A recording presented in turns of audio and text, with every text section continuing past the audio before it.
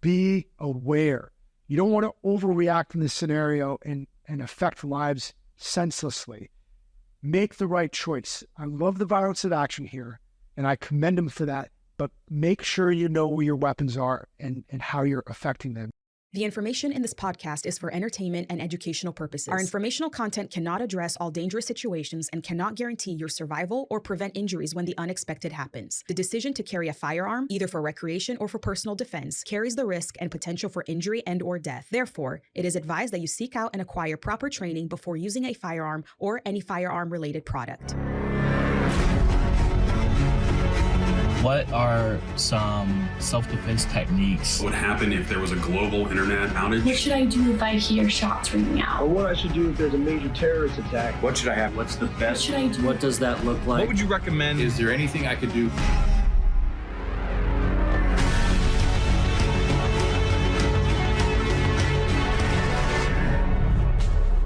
All right, guys, welcome back to Dangerous Questions, where we get to take your questions, break them down, dissect them, and ultimately add value to your life.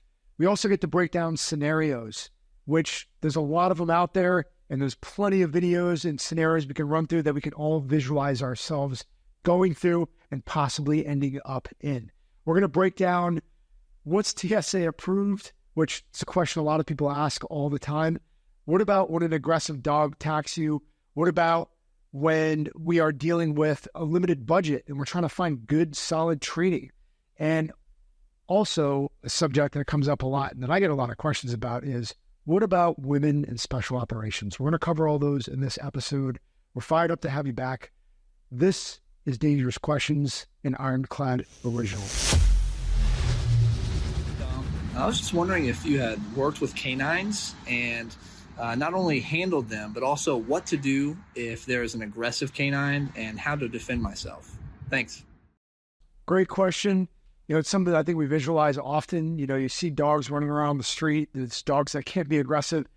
I've worked with some of the most aggressive dogs I've ever seen. And whether they're dragging around a Humvee tire or ripping somebody's calf off, you know, there's an intensity and aggressiveness behind these dogs purposefully. That's why they call them a fur missile. You aim these things and you send them. So I've worked with many dogs, probably 10 or more in my career, that have come in and out of the team. And you build a relationship with those dogs, and you don't take that relationship lightly either. You know, you respect the relationship and what the dog can do. Because when you're on NOS and it's at night and you see the dog running at you full speed, you're questioning in your brain, is he running towards me because he thinks I'm the bad guy, or does he know I'm on his team? And I've had to visualize that time and time again. And again, context is always going to drive our response and our action. But I have thought through what to do in those scenarios. And there's a lot of professionals out there that handle dogs every single day. I'm sure they have some amazing insight. But I can share with you a little bit about what I've visualized. I've had one of our working dogs bite me. I've had other dogs bite me in the past. Nothing that was super aggressive that ended up sending me to the hospital or anything, but it is worth noting that I at least understand that personal interaction. So working with them, I would say the biggest thing is respect. And I teach my children the same thing. If you're around working dogs or dogs that are even unstable, and to a certain level, you'd have to think of our dogs are at a level of, they're like a trigger, they're on a hair trigger. We want to direct them, we want to get them to do their job, but also there's other dogs out there that are just not, they're aggressive. They get fearful a lot of the times about their territory, their food, their interaction, or they've been abused in the past. There's a lot of scenarios that we could end up in where the dog behaves in an unknown manner. And what I teach my children and continue to remind myself is we have to have respect for the animal and their capabilities. I don't ever walk up to somebody's dog that I don't know and start petting them and playing around with them, because you just don't know what their behavior is like. I'm always asking somebody else, like, hey, is it okay to pet your dog? Are they friendly? And then you go through that process. If we talk about an aggressive dog, right? What's the context? Did you just open a door and then you have somebody biting you? Is it a working dog that's running at you at the end of a hallway? Can you tell they're locked onto you as you're the problem? I think in that environment, we very quickly, one of the tactics I always say to use is manipulate your environment. You have to know your environment and what's around you and what you can use to your advantage. A lot of dogs are trained to lock on to a specific person or threat and bite a specific limb. That's how most of the dog training is being accomplished. So we have a dog that's professional, and then we have a dog that's a variable, and the dog that's unknown. So it's not a working dog. He's out in the street. He's biting out of fear or protecting his territory. And those are the ones that it's a little bit more unknown. I think it's actually more predictable to deal with a working dog, because I know that if I go like this and put my arm out, guess what he's going to try to bite? He's going to go after my arm. And I can use that to my advantage so that when he leaps in, I can either move my body out of the way, use the environment to my advantage. You can kind of play those scenarios out. If I stick my arm out and then retract it and pull away, they're going to keep trying to reattach, but that's their moment to either break contact and do something different. Now, if there's a dog out there that we don't know and that's really, attacking you out of fear or territorial stuff, I would say at that point, do everything you can to break contact and put an obstacle between you and them. And if that doesn't work and they latch onto you and ambush you for whatever reason, that's where a gun comes into handy, and you can pull your gun out and get the dog off of you. I think that going through the scenario of what if this occurs, the worst case scenario, is being prepared to deal with that situation. That's worst case scenario, guys, is that you get a dog that latches onto you and just won't let go. Well, without somebody there to be able to pull it off or choke it off of you and strangle that dog off, and you're by yourself and they don't want to let go, really slitting their throat is about your best case scenario. And I visualize doing that. If I have to pull my blade out and this dog's attached to me and I need to bleed that thing out, well, then so be it. That the dog is literally latched on, and I need to find a way to change that, because to me, where are they going to latch onto next? Say if I have my kids with me or I have another limb, sometimes they'll reattach and then bite something else. Every dog is going to be different in their behavior. But again, guys, that's worst case scenario. Hopefully that doesn't get to that level, but it's at least an option for me to think about. If I'm out by myself in the woods and I get some dog latches onto me and he's not going to let up, I need to do something to mitigate that or find an obstacle to put in between me and him. So it's a good question I'm sure a lot of people think about. So visualize that and what you would do in those specific environments. And again, context is going to drive your action. Great question, though. Hopefully you got something out of that. And let's get to the next one. Hey, Dom. I travel a lot for work, and through trial and error, I've figured out a TSA-approved travel kit that I take with me pretty much everywhere. Has things like a small IFAK, Kevlar cord, ceramic balls, flashlight, chem sticks, things of that nature. When you travel commercial around the country, what are your go-to items? So what are my go-to items for traveling? Now, the first thing he started off with, and I appreciate the question because a lot of people ask this, is TSA approved. Now, it's a very loose term, and I encourage you guys always that if you plan on carrying something and you plan on taking something with you, wherever it may be, across the border or on a plane, is that the TSA has rules and regulations they update continually, and those are constantly changing. They just said that you can carry anything that's 6.5 inches or less, that's, a straight shape. And so that changes throughout every day, every week. That's constantly evolving. So always refer to that. So I don't know if TSA approved carry stuff is really a good way to think about it, because it's always changing and I need to stay adaptable to that. And his main thing was trial and error. Through trial and error, he kind of figured out what works and what doesn't work. And for me, that's a lot of what my growth has been too. What can I work with and what can I take on the plane with me that I know how to use, but it's not a threat to anybody else? It's something that I can apply to my environment.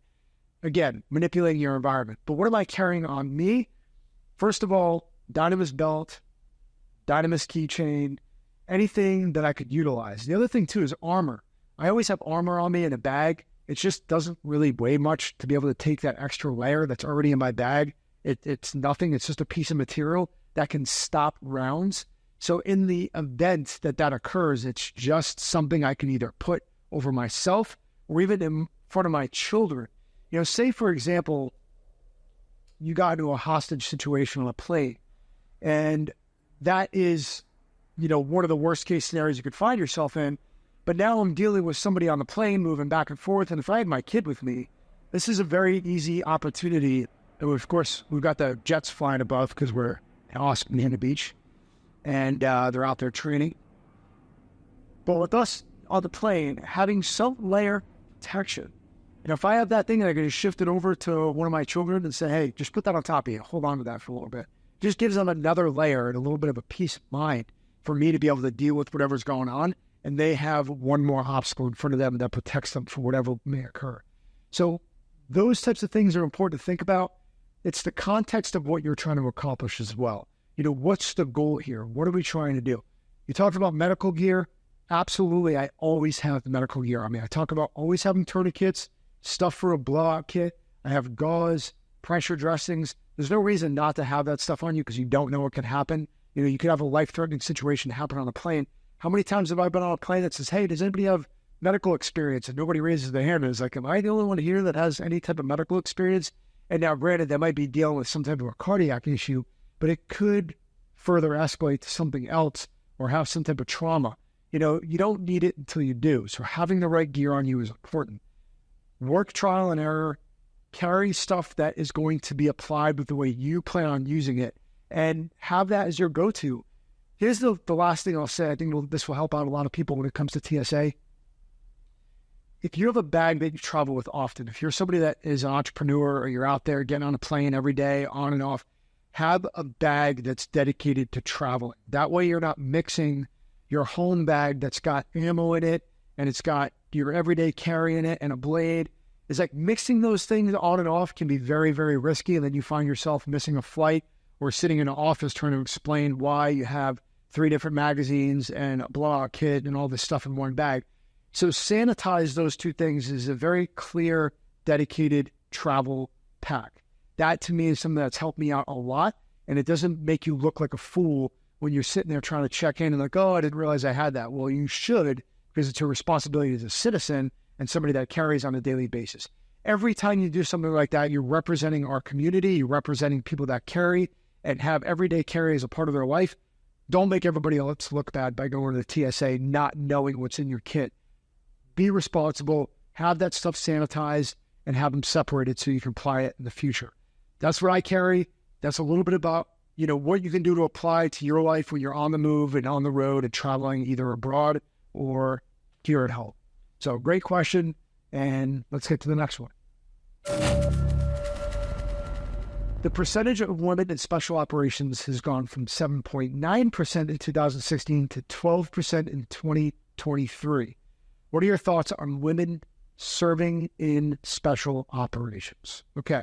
First and foremost, guys, we need to define special operations. We need to define what does that actually mean. I've been overseas and I've had women that I worked with in multiple roles, whether they were interpreters or they were serving on a special role that I had to be able to go into enemy territory or communicate with somebody or even in a direct action mission. They were very, very, very helpful at the right period and the right time. So there's absolutely a need to involve women in an operational flow. They can be an asset to something that needs to get done. On the contrasting side of that, because we can draw whatever lines we want in between, depending on the mission and the demand. If I'm serving with a team that's getting ready to go kick in a door, and I'm training with these guys every single day, and our lives depend on it, I don't care who you are or what you think. All of the dynamics that I've ever been through since being a kid to growing up, to being married, to being in a team dynamic, to being in an aggressive dynamic, is that if you add a woman to that environment, there is going to be emotional connections. There's somebody is going to gain an emotional attachment to what's going on. My instinct as a man, as a provider, as the leader of my household, is to protect and to be able to serve my family sacrificially if necessary. And I don't care what you do. Every guy that I know is going to have some level of protection. If I'm going in and I know that we're at all odds and we could lose our life, like I'm just not going to let the girl in first. They're not going. I don't care how tough they are or how cool they think they are. we're going in first and we're going to handle the job. That is an instinctual, innate in our DNA, something that we're born with, which is why men and women are created for different purposes. And we can go back to biblical texts on why that's necessary, why God created it that way. But ultimately, there's this very real, visceral response that will occur in the heat of the moment, in the heat of battle. That's the opposite end of the spectrum versus somebody saying, hey, absolutely, they have a place. Absolutely, everybody can find a way to add value. But on the stark contrast to that, it's not worth the risk of intermingling these ideas into a combat environment where your life is on the line. I think there's very clear roles that we need to identify for ourselves and stick with them. And stick with them really, really well so that the mission is taken care of with absolute precision. And there's no doubting. Just on the standpoint of that emotional attachment that will inevitably occur. I don't think anybody can deny that fact. It's human nature. So without adding that variable, let's just stick to what we know works really well. That's a group of dudes getting ready to kick that door in and either go take or save a life. I think that's been something that's not worth even arguing about at this point. So hopefully that provides a little bit of insight on a contrast, because there's a lot of variables in between, and I can let you guys kind of wander around of where you think it should and it shouldn't be utilized, but that's my opinion on the surface. Hopefully that adds some insight to what I think, and who knows what we'll see in the future, but I pray that it continues to go the way we're going to allow it to be effective operating on a daily basis. All right. Tough question, but a good one. Let's see what we got next. How's it going? My name's TJ here in San Antonio. My question for Dom is, how do I deal with, I guess, a lack of funds for training? Training is obviously very important, and training is expensive. Good training is very expensive. Everything seems like it's going up in price, and crime, unfortunately, is going up as well. So having a hard time balancing, what I spend my money on as far as training goes. I do what I can, train jiu-jitsu, Muay Thai, but as far as firearms training, like I said, I do what I can. Everyday carry is a Glock 19, pretty bare, pretty basic. So yeah, that's my question. What do I do to try to, stay prepared and to defend my family, defend myself? With the rising cost of everything, it's just getting more difficult. Thanks for everything. Love what you do. God bless. TJ from San Antonio, thank you, and God bless you too. It's a great question. A lot of people, are on a budget. People are trying to figure out how to allocate. Even if you're not on a budget and you have, funds to spend, you're still allocating them appropriately and you're trying to prioritize what's most important for me to take. I think about that often, like, how am I going to spend my money? What ammo am I going to use? How much range time do I need? Clearly, you're covering the bases. You're carrying, you're choosing to do jiu-jitsu and Muay Thai.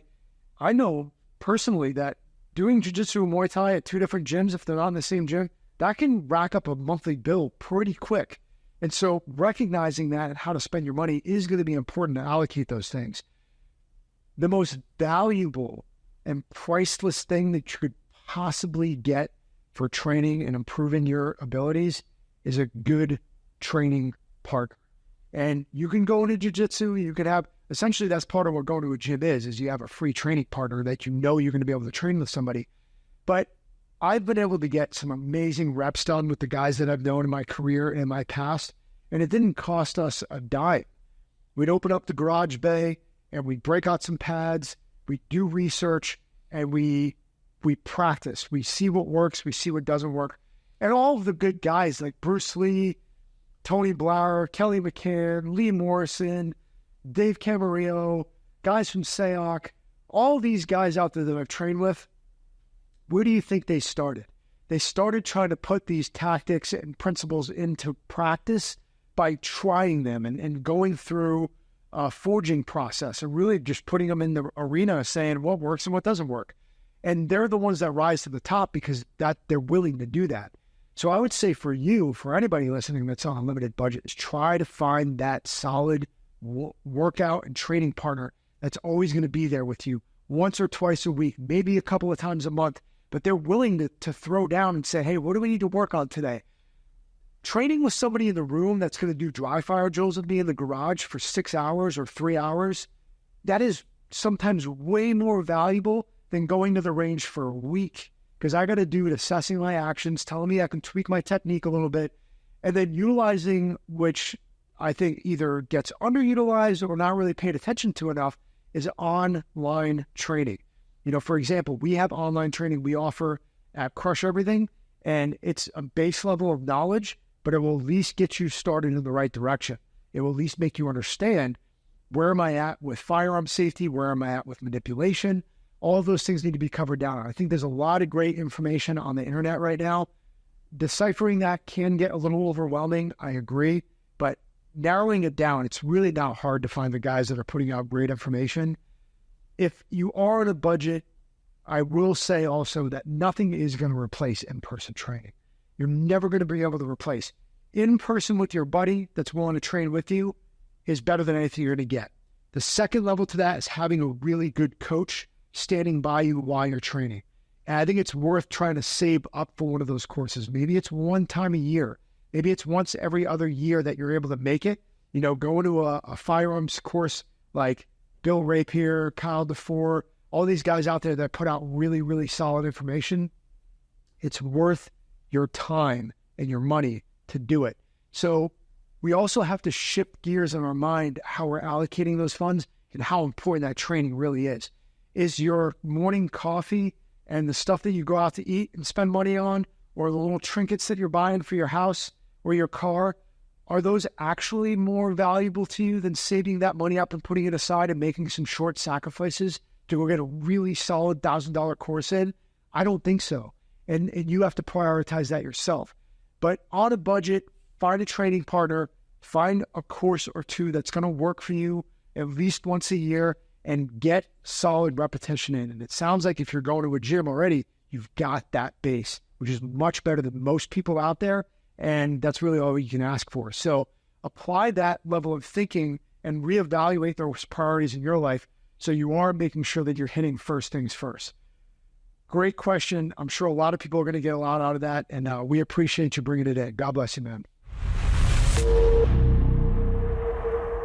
All right, great question on how to prioritize and calculate how we're going to apply our money for training. Hopefully that breakdown helped you guys. This next segment is brought to you by Snake Staff. Again, one of my go-to carries to have a tourniquet on me. Check out their notes below. They are involved in what we've got going on, and we really appreciate their support. The scenario breakdown, you guys know this is one of my favorite parts. So let's see what we got.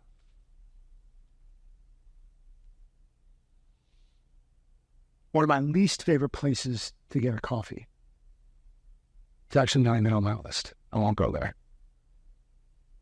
Okay, we're going to talk about a lot of things going on. I'm just letting you guys watch this at first. But we've got a bag shaking around. We've got a gun sort of being held onto. We've got a blade coming out. And I love this guy's reaction because he's like, should I? No, not yet. And he waited for that right opportunity to come in here, to manipulate his environment, use his improvised weapon. Best thing and the highest principle of all things, violence of action. Now, would I have done that if he's pointing a gun at the cashier? You have to make that call. Again, I am not there. There's pre-context. There's in-fight context. There's things that I cannot see. But let's watch this from the beginning, okay? This guy comes in. Right off the bat, something's clearly wrong here because he's got a mask on. And as he approaches the counter, he's got a gun out and a bag out, right? Now, all of a sudden, he feels that wasn't good enough. So he brings the blade out of his pocket and he switches hands with the gun. I think any untrained person could identify pretty quickly that this guy is kind of going through the motions and he's fumbling his way through this. And I can't even hear his voice at this point, but I think we could probably know that he's pretty unsure of himself and what he's actually doing there.